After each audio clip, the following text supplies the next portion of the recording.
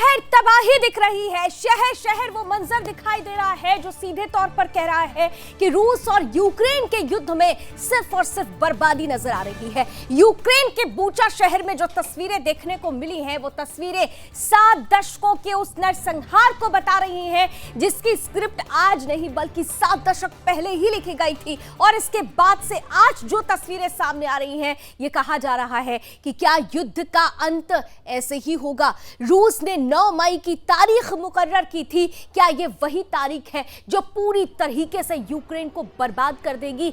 40वां दिन हो चुका है और इस 40वें दिन जो तस्वीरें सामने आई है उसने पूरी दुनिया को दहला दिया है। रोंगटे खड़ी करने वाली तस्वीरें।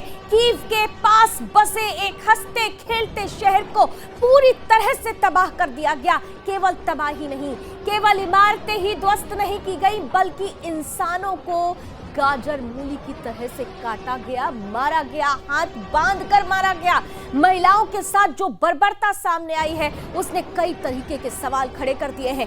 आज की शुरुआत वॉर ब्रेकिंग के साथ करते हैं। वो वॉर ब्रेकिंग जो रूस और यूक्रेन की उस कहानी को बता रही है कि 40 दिन बीत चुके हैं युद्ध के, लेकिन 40 दिनों के बाद जो तस्वीरें सामने आई है वो अत्यंत भयावह हो रही है।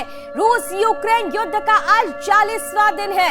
यूक्रेन के शहर में इस बीच कत्लेआम मचा। रूसी हमलों के बीच सड़कों पर बिछी लाशें दिख रही हैं। रूसी सेना के हमलों ने कई शहरों को तबाह कर दिया है और तबाही का ये मंजर सीधे सीधे सवाल पूछ रहा है कि क्या युद्ध का अंजाम ऐसा ही होना था। रूस की तरफ से 9 मई की तारीख मुकर्रर की गई थी और क्या ये वही तरीका है जिसके तहत रूस पूरी तरह से इस युद्ध को खत्म करना चाह रहा है। यूक्रेन के बूचा शहर की एक कहानी, रूस यूक्रेन युद्ध का आज 40वां दिन और 40वें दिन आपको बता दें कि हालांकि यह भी कहा जा रहा है कि यूक्रेन ने भी रूसी सेना को मुंह तोड़ जवाब दिया है। कई इलाकों में रूसी सेना को खदेड़ दिया गया है, लेकिन रूसी सेना ने जो यूक्रेन के साथ किया वो कई सवाल खड़े कर रहा है। आइए एक और वॉर ब्रेकिंग की तरफ सीधे रुक कर लेते हैं। यूक्रेन के शहर में कत्लेआम मचा हुआ है और इसी के साथ एक और बड़ी खबर आ रही है। रूसी सैनिकों ने कीव में बमबारी की है। 20 लोगों की मौत की खबर आ रही है। मेयर ने यह दावा किया है कि 400 से ज्यादा शव दफनाए गए हैं और यूक्रेन में अब तक 3400 लोगों ने अपनी जान गंवा दी है। रूस पर भड़के जेलेंस्की ने कहा है कि हम रुकने वाले नहीं हैं। रूसी सैनिकों ने कीव में बमबारी की जिसमें 20 लोगों की मौत है, 400 शव दफनाए गए हैं। मेयर ये दावा कर रहे हैं। यूक्रेन में अब तक 3400 से अधिक लोगों के मारे जाने की खबर आ रही है और इन सब के बीच सेना के वेश में लुटेरे पहुंचे, ये आरोप जेलेंस्की की तरफ से लगाया गया है। इन सब के बीच एक और बड़ी खबर, एक और वॉर ब्रेकिंग आपको सामने रखते हैं। यूक्रेन में जो हो रहा है उसने कई तरीके के सवाल खड़े कर दिए हैं। रूस की सेना पर सवाल खड़े हो रहे हैं। यूक्रेन की सांसद का बड़ा आरोप लगा है। रूसी सैनिकों ने नाबालिगों के साथ भी बर्बरता की है। यूक्रेन में रूसी सेना ने महिलाओं पर जुल्म ढाया। यूक्रेन के सांसद का ये बड़ा आरोप है और उनकी तरफ से कहा जा रहा है कि महिलाओं और बच्चों के साथ बर्बरता की सारी हदों को पार किया गया है। यहां तक कि नाबालिग बच्चियों के साथ बलात्कार किया गया, महिलाओं को यातनाएं दी गई और कई लोगों के हाथ बांधकर उन्हें मारा गया। ये आरोप यूक्रेन की तरफ से रूस पर लग रहा है। जेलेंस्की ये सीधे तौर पर कह रहे हैं कि सेना के वेश में लुटेरे आए और उन्होंने यूक्रेनियों के साथ जो किया वो किसी भी हद में मानवीय नहीं कहा जा सकता। इन सब के बीच रूस ये कह रहा है कि जो भी आरोप हम पर लगाए जा रहे हैं वो उसका सिरे से खंडन करता है। और इन सब के बीच ये भी खबर आ रही है कि कई ऐसे इलाके हैं, कीव के आसपास के कई ऐसे इलाके हैं जहां से रूसी सैनिकों ने कदम पीछे कर लिया है, लेकिन कदम पीछे करने से पहले की जो तस्वीरें सामने आई है वो कई तरह से मानवीय नहीं कही जा सकती है। इसी वॉर ब्रेकिंग के साथ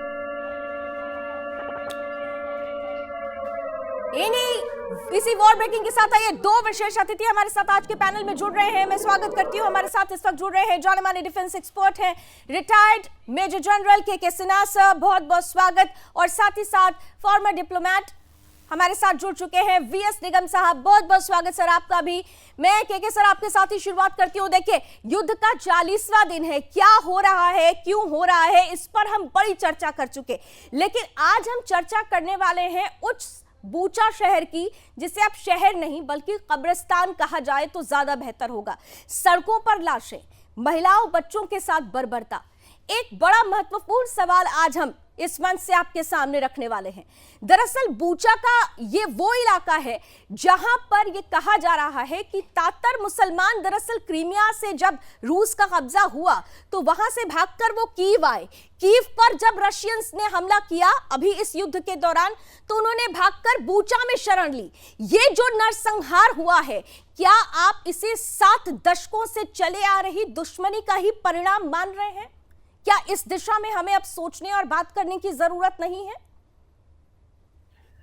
देखिए लावनी जी, आप जो सवाल खड़े किए हैं, जो पूरी दुनिया में अभी बातचीत चल रही है, इसके ऊपर में चिंताएं व्यक्त की जा रही है, जो इसका टोटल इसको खंडन किया जा रहा है। जो वो छवियां हैं जो आपने अपने माध्यम से भी दिखाया, वो किसी भी तरह से जस्टिफाई नहीं की जा सकती। मानव त्रासदी और जो भी बर्बरता हुई है उसका कोई भी खंडन या उसके पक्ष में विपक्ष में कोई एक ही है कि ये नहीं होना चाहिए।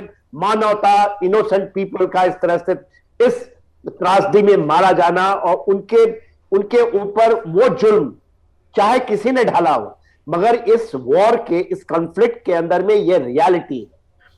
अभी मैं आता हूं कि देखिए, ये लोग जो कह रहे हैं, अभी एक पक्ष कहता है, जो एक नैरेटिव है और वो जमीन पे दिखती है कि किस तरह से त्रासदी, ह्यूमन त्रासदी हुई है। और ह्यूमन त्रासदी के अलावा, और रशिया कहता है कि मैं कल यूएन में जा रहा है, यूएन में इसी के बरखिलाफ कि हमने कुछ नहीं किया और ये चीजें हमने तो ऐसे नहीं की थी, हम वहां डीमिलिटराइजेशन के लिए आए थे, हमारा मिलिट्री टारगेट था, जो चीज भी लगाई गई थी वहां पर मिलिट्री लेवल पे हमने उसको बर्बाद किया है। और उसका एक और पक्ष है, वो कहता है ये लोग जो न्यू नाजीज हैं उनका किया हुआ एक काम है, जो एज़ॉव बटालियंस हैं या और बातें हो रही हैं, जो नेशनल्स आए हैं वहां पर, उन्होंने किया है और ये इस तरह की चीजें अभी ला रहे हैं।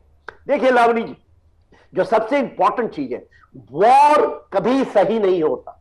वो ह्यूमन त्रासदी लाता है, उसका कोई जस्टिफिकेशन नहीं, बट वॉर एक रियलिटी है। जब से दुनिया बनी है वॉर होता रहा है, और war extension of political ambitions, जो पॉलिटिकल एम्बिशन के ऊपर में होता है। हम भी बहुत लड़ाई हुई, महाभारत की लड़ाई हुई, आपने देखा हमारी लड़ाइयां हुई, जब हमारे जो रामायण में इसकी वर्णना आती है, तो लड़ाइयां होती हैं, और लड़ाइयां वो पॉलिटिकल प्रोसेस का आगे का हिस्सा है जहां अपना लोग करने चाहते हैं। क्या 21st सेंचुरी में इस तरह की त्रासदी कबूल है? कभी कबूल नहीं। इस बार पहली बार आपको आया है सेकेंड वर्ल्ड वॉर के बाद, क्योंकि मीडिया इसको बहुत अच्छी तरीके से दिखाता है। सब विद ड्यू रिस्पेक्ट, मैं यहाँ पर एक चीज से आपसे, I am so sorry sir, with due respect, मैं आप एक चीज से सहमत नहीं हो पा रही हूँ। आपने कहा कि 21st सेंचुरी में ये सिचुएशंस आनी चाहिए, ऐसा नहीं होना चाहिए था, लेकिन ये वही 21st सेंचुरी है जो ईसाई और मुस्लिम संघर्ष की इबारत पहले ही लिख चुकी है। मैंने इसीलिए कहा कि आज हम दाएं बाएं नहीं जाते हैं। युद्ध हो रहा है, युद्ध में लॉस हो रहा है, ये सब देख रहे हैं, लेकिन इस युद्ध में एक ऐसी पटकथा भी लिखी जा रही है जो ईसाई मुस्लिम वॉर को एक बार फिर से स्टैब्लिश कर रही है। अगर मैं ये कहती हूं कि बूचा में तातर मुसलमान थे जिन्होंने छिपकर, कीव से बचकर यहां पर आकर शरण ली थी, और उनके साथ अगर ये ब्रुटैलिटी होती है, तो निश्चित रूप से ये 7 दशकों वाला ही रिफ्लेक्शन है सर। के सर? हाँ लावनी जी, ये सच्चाई है। ये सच्चाई है कि यदि जिस तरह से हुई है, और चीजें खुल के आएंगी, कल यूएन के ऊपर में डिस्कशन होगा इसके ऊपर। यदि ये हुआ है तो ये वॉर क्राइम है, अब 100% है वॉर क्राइम है। आप किसी भी इनोसेंट पीपल को, जो कि शरणार्थी है, उस तरह से, मगर जो आप यूक्रेन की पक्ष और जो वेस्ट नैरेटिव चला रहा है वो सच्चाई नहीं है। बूचा शहर से सारे लोग, और ये उनके मेयर का तक का कहना था, निकल गए वहां से। एक नया एंगल जो आपने दिया है कि ये लोग वही थे जो वहां से बच के कीव में गए थे और कीव से बूचा गए। तो वो बूचा के पहले इरपिन पड़ता है, इरपिन और बूचा से ही मेन थ्रस्ट आ रही थी। रशिया की मेन थ्रस्ट जो है वो दो रास्ते से आ रही थी नॉर्थ से, एक बूचा इरपिन होते हुए और दूसरा हॉस्टमल होकर। तो ये मुझे सामरिक दृष्टि से, मैं भी बहुत 40 साल नौकरी की है और लड़ाई नहीं रहा हूं, तो मुझे नहीं समझ में आता कि जिस तरह से मेन थ्रस्ट आ रहा है वहां पर कैसे लोग जा सकते हैं। ये एब्सोल्युटली इम्पॉसिबल है, ये सच्चाई से दूर है। कुछ और चीजें हैं जो सामने आनी चाहिए। नैरेटिव में हम ना फंसे, मगर हम अपने दिमाग को लगाएं। आप बताइए, जो मेन थ्रस्ट जहां से आ रही है, क्या वहां लोग जाएंगे? और ये पहले भी कहा गया कि वहां से सारे लोग निकल चुके हैं, बूचा, इरपिन और कीव होते हुए, वहां पर कोई नहीं बचा है, कोई भी। मतलब ये लोग कैसे आ गए? मेयर कैसे रह गए? मेयर तो शायद रहेंगे ही, क्योंकि मेयर की फैमिली को भी मारा गया है जी। तो ये मैं यहां छोड़ देता हूं, क्योंकि जजमेंट नहीं करना है। मैं उन तथ्यों को सामने लाता हूं जो दोनों पक्षों से के सामने है। ये होनी नहीं चाहिए, ये मैं बार बार बोलता हूं, ऐसी चीजें नहीं होनी चाहिए। हमें हर एक बार, और जो इंडिया बोलता है, बाय डायलॉग, बाय डिस्कशन, इन चीजों को पूरा करें। और इसमें सारे पक्ष विपक्ष दोनों ही गलत हैं। किस तरह से अमेरिका कहता है कि हम आपको सेव करेंगे और एक भी बूट ऑन ग्राउंड्स नहीं है, तो क्या उनको जिम्मेवार आप नहीं बनाएंगे? क्यों नहीं नेटो आया?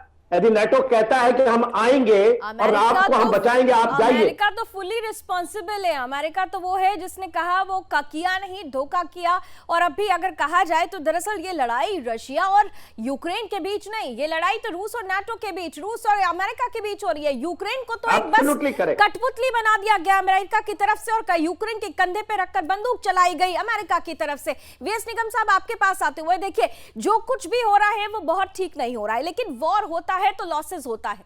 आज जो तस्वीरें सामने आई है, जैसे के सर कह रहे हैं कि बूचा में तो ये तो पहले ही अगर इवैक्यूएट हो चुका था, तो फिर आज जो तस्वीरें आ रही हैं वो तस्वीरें कैसे आ गई? क्या ये फिर से पूरे के पूरे वॉर को प्रोपेगेंडा वॉर की तरफ ले जाने की कोशिश तो नहीं की जा रही है? क्या ये जो सिचुएशन बनी है, इस सिचुएशन के पीछे की कहानी कुछ और है? वीएस निगम साहब, आप सही कह रही हैं, ये एक प्रोपेगेंडा ही है। या अगर हम थोड़ी देर के लिए मान भी लें इस चीज के लिए कि देखिए, युद्ध तो युद्ध होता है, युद्ध तो अपने आप में बड़ी खराब चीज है, कोई अच्छी तो होती नहीं। इसमें जो कुछ भी होगा वो बुरा ही होगा और बद से बदतर ही होता है। आप इस तरह की लड़ाई कहीं भी देख लीजिएगा, जब फ्रस्ट्रेशन आती है युद्ध में तो ऐसी बातें हो जाया करती है। 1971 के वार में बांग्लादेश में जो हुआ नरसंहार, ऐसे ही वहां भी बातें हुई थी, वहां भी कहीं ना कहीं प्रोपेगेंडा वार भी था और कुछ हकीकत भी थी। वही चीज यहाँ पे दिखाई देती है। ये अत्याचार तो हुआ है, ये सब जगह अभी किसने किया है ये इन्वेस्टिगेशन की बात है, क्योंकि इंफॉर्मेशन वार इतना चल रहा है, प्रोपेगेंडा इतना चल रहा है। और जिस तरफ आपने इशारा किया है, मैं आपकी बात से थोड़ा सा सहमत हूँ कि ये जो 70 सालों की पुरानी एक रंजिश है, जो दुश्मनी है, ये उसका एक प्रतिफल भी हो सकता है, इसमें दो राय नहीं है। क्योंकि चेचनिया से जो लोग आएंगे वो पाक साक तो नहीं है, वो भी उसी उद्देश्य से आएंगे, क्योंकि ये लड़ाक के वहीं से आए हैं। अगर रूस ने मना किया है कि भी चलिए हमारा ये काम नहीं है, हमारे ऊपर झूठ के आरोप लगाए हैं, और एक बार को हमको मान भी लेना चाहिए कि जरिए ये ऐसे अत्याचार उन्होंने दूसरी जगह नहीं किए, लेकिन यहाँ तो चेचनिया के लोग भी इसमें शामिल ही थे, तो और वो बर्बरता के लिए जाने जाते हैं, ठीक है ना। तो ऐसा लगता है कि ये उन्हीं के लोगों ने किया है। लेकिन जो आप एंगल दे रही हैं, मुझे पूरी उम्मीद है, क्योंकि ये इतने सदियों से चला रहा है, ऐसा नहीं है। आप पूरा जो यूरोप का इतिहास उठाकर देख लीजिएगा, ये लड़ाई वहां पर रही है हमेशा। तो ये लड़ाई बिल्कुल के सर, देखिए ये लड़ाई बहुत पहले से रही है। सेकेंड वर्ल्ड वॉर के बाद से अगर अभी तक देखें तो 77 साल बीत गए, इसीलिए हम कह रहे हैं 7 दशकों का की जो दुश्मनी है। आज अगर जो तस्वीरें आई हैं उस समय और इस समय में एक बड़ा अंतर, क्योंकि हमने बीच में, आप लोगों ने भी देखा होगा, इन 40 दिनों में बहुत सारे रिएक्शंस आए। कीव में जो तातर मुस्लिम्स थे, या खार्किव के आसपास जो यहूदीज थे, उनके साथ साथ भी कुछ तातर मुस्लिम्स रह रहे थे, उनकी तरफ से बार बार एक रिएक्शन आ रहा था कि यूक्रेन की सेना और यूक्रेन के हालात अब पहले जैसे नहीं है, बदल चुके हैं। यूक्रेन अब क्रीमिया को भी अपने जद में ले लेगा, हम जीत जाएंगे, वी विल विन, ये बार बार कहा जा रहा था उनकी तरफ से। क्या ये जो एक डायरेक्ट रिफ्लेक्शन था उनका, यही रिफ्लेक्शन उनकी मौत का एक कारण बना? क्योंकि रूस पहले से ही तातर मुसलमानों के साथ क्या कुछ उनकी दुश्मनी है, ये हमें बताने की जरूरत नहीं, इतिहास इसका साक्षी रहा है। क्या उसी का ही रिफ्लेक्शन आज हम बूचा में देख पा रहे हैं? देखिए लावनी ने, आपने बहुत डीप क्वेश्चंस पूछे हैं और बहुत बड़े सवाल खड़ा किए हैं। देखिए, जो रिफ्लेक्शन बात कर रही है, 77 इयर्स ओल्ड, और चेचनिया से ये लोग आए थे, और खास करके रशिया ने वहां पर आया। मगर जो मिलिट्री टारगेट्स रशिया बताता है, जो डीमिलिटराइजेशन की बात करता है, और बूचा और इरफिन में क्यों आया था, तो वो भी आपको अपने ध्यान में रखनी चाहिए। बूचा एंड इरफिन वो इलाका है जहां पर जेवलिन मिसाइल जो अमेरिका से आती है, जो आपने कहा, और जो उनका दूसरा जो एंटी एयरक्राफ्ट मिसाइल है, उसका असेंबलिंग एरिया भी रहा है, वहां असेंबलिंग होती रही है। और वो उसको डीमिलिटराइजेशन करने के लिए, क्योंकि मेन वो उसका थ्रस्ट था, कीव आना नहीं था, क्योंकि लोग कहते हैं, नैरेटिव बनाते हैं कि कीव आना था, मगर वो चाहता था डीमिलिटराइजेशन में बूचा और इरपिन बहुत जरूरी था। हॉस्टमल की जो आप कहते हैं, उसके फर्दर नॉर्थ वेस्ट की तरफ में है हॉस्टमल एक बहुत बड़ा वो एयर बेस होता था जो यूक्रेन के अंदर है, पहले रशिया का एयर, और सबसे बड़ा जो ट्रांसपोर्ट की मैन्युफैक्चरिंग यूनिट थी, उसको पूरा बर्बाद कर दिया गया है। वो जब तस्वीरें आएंगी उसकी भी, तो आप ऐसे ही देखेंगी, पूरा का पूरा। तो इतना बड़ा आघात किया है वहां पर, मगर वो एक मिलिट्री एम है, जो सही गलत बाद में हिस्ट्री बताएगा। मगर जो आप पूछना चाहती हैं कि क्या उन्होंने किया, यदि उन्होंने इस तरह से किया है तो ये गलत, मैं कभी भी उसका साथ नहीं दूंगा। क्योंकि देखिए, 2014 से लेकर के 2022 तक नाटो से, अमेरिका से, वेस्ट से बहुत चीजें आई, मगर उन चीजों को नहीं ला पाए जो कि एक देश के अंदर में चाहिए। कहीं पर भी बैटल कभी भी सिटीज में नहीं होती। लावनी जी, आप 40-50 किलोमीटर, मैं आपको एक छोटी सी बात बताऊं, यदि हम लड़ते हैं अमृतसर के इलाके में, तो हम अमृतसर में आके नहीं बैठ जाते, हम उसके आगे लड़ते हैं। हम कभी भी लोगों को ढाल नहीं बनाते। आज हम लोग इसको जस्टिफाई कर रहे हैं कि इन सिटीज के अंदर में यदि रशिया जो आया है डीमिलिटराइज करने, यदि पूरा का पूरा जखीरा वहां पड़ा है, वो लगाया हुआ है एंटी एयरक्राफ्ट गन्स, वो एंटी टैंक्स गन्स वहां से यदि फायर कर रहे हैं, तो आपको उसको ध्वस्त करना पड़ेगा। और उसने ध्वस्त किया है। बायोलॉजिकल लैब भी माना जाता है। एक वॉर ब्रेकिंग आ रही है सर, एक वॉर ब्रेकिंग आ रही है, सीधे जरा एक वॉर ब्रेकिंग आ रही है, सीधे वॉर ब्रेकिंग का रुख कर लेते हैं। यूक्रेन के उत्तरी क्षेत्र में रूस का कोई कब्जा नहीं है। सूमी के गवर्नर ने ये जानकारी दी है कि उत्तरी क्षेत्र में किसी भी गांव कस्बे पर रूसी सेना का कोई कब्जा नहीं रहा। रूसी सैनिकों को बाहर धकेल दिया गया है, निकाल रहे हैं यूक्रेनियंस।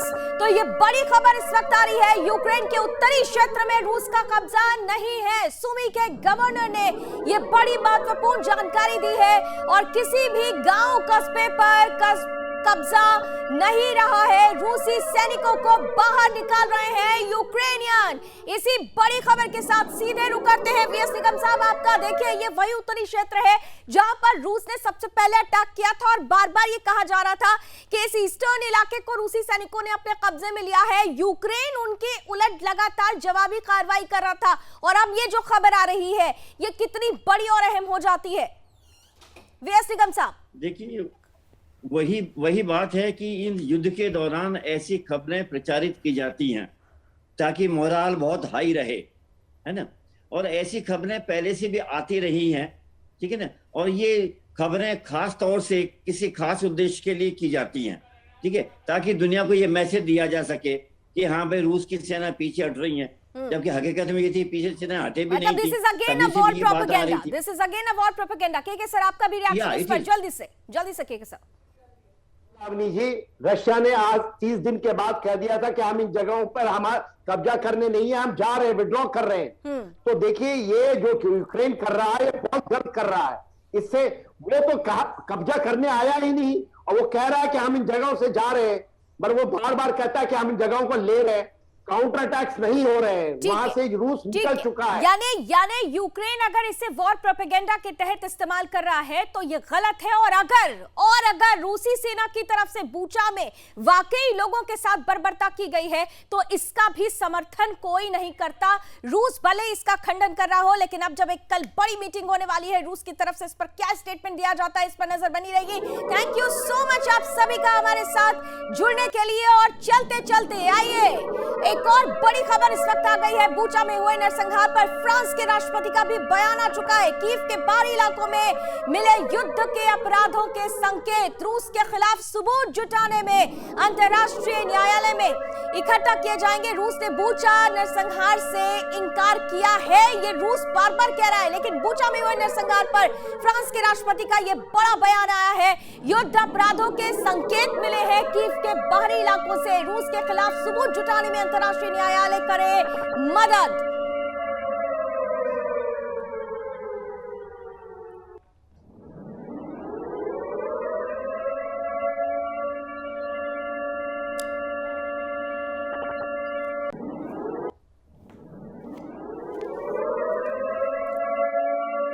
रूस यूक्रेन के बीच 40वें दिन भी जंग जारी। रूस ने यूक्रेन के डॉनबास में अपनी फौज को किया केंद्रित। रूस के लगातार हमले, डॉनबास में भारी नुकसान।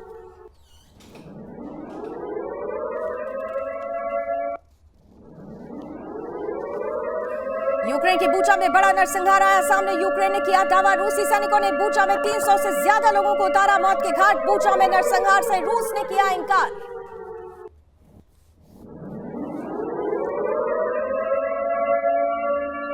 यूक्रेन में रूसी सैनिकों द्वारा किया गया नरसंहार, पोलैंड ने की अंतर्राष्ट्रीय जांच की मांग।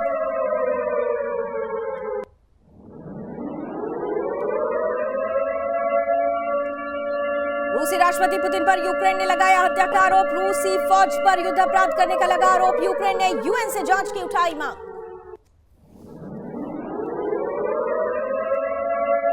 आम नागरिकों के साथ रूसी फौज ने की बर्बरता, हाथ पैर बांधकर लोगों को मारी गई गोली।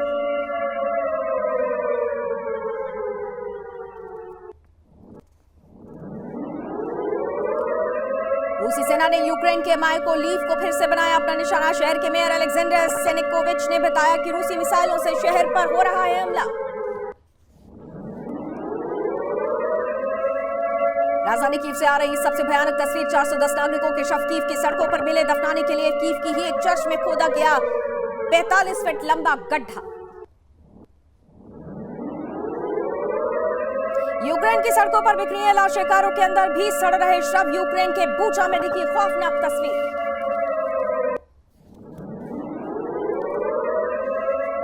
जीवन का शहर बूचा बना सामूहिक कब्रिस्तान। बूचा की सड़कों पर मिल रहे शव, दिल दहला देने वाली तस्वीरें।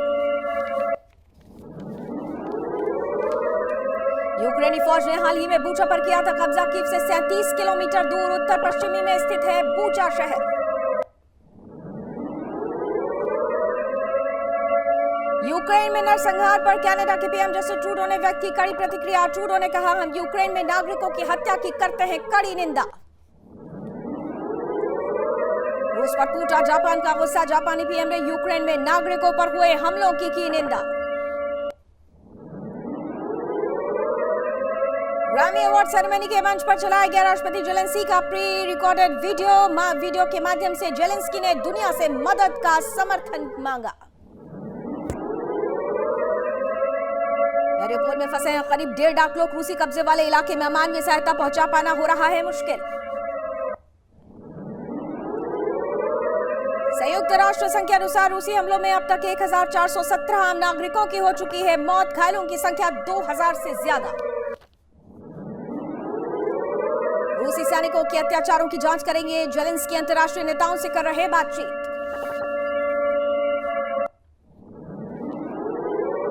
रूस ने बरसाए बम। ओडेसा में धू-धू कर जली ऑयल रिफाइनरी। आसमान में छाया काला धुआं।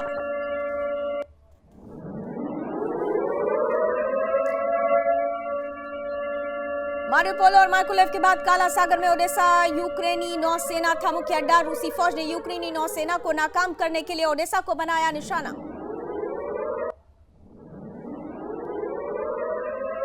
उत्तरी यूक्रेन से पीछे हटा रूस। रूसी इकाइयां देश के उत्तर के क्षेत्र से बेलारूस में जा रही वापस।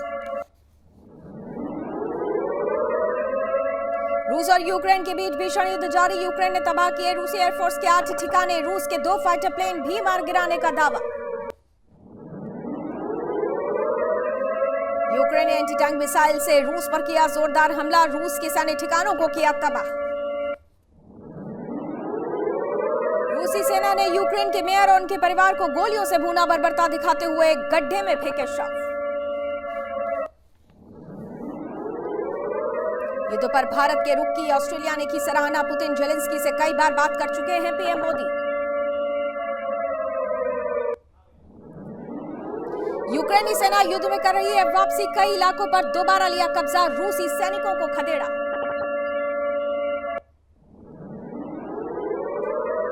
यूक्रेन की सांसद का बड़ा आरोप। रूसी सैनिकों ने नाबालिगों के साथ किया रेप। यूक्रेन में महिलाओं पर ढाया गया जुल्म।